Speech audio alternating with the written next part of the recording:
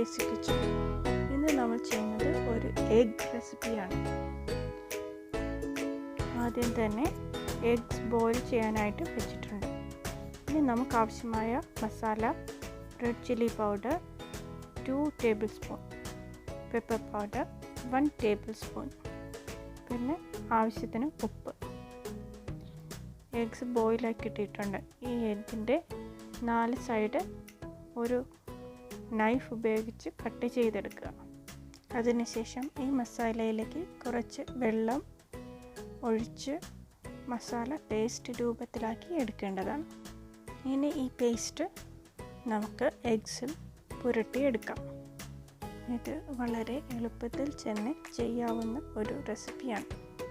ഊണിനൊപ്പം വിളമ്പാവുന്ന ഒരു side ഡിഷാണിത്.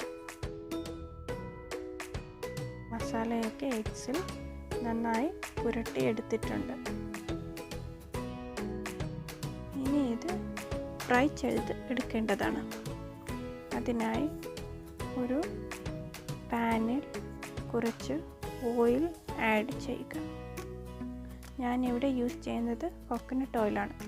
Coconut oil ആണ് കൂടുതൽ ഫ്ലേവർ നൽകുന്നത്.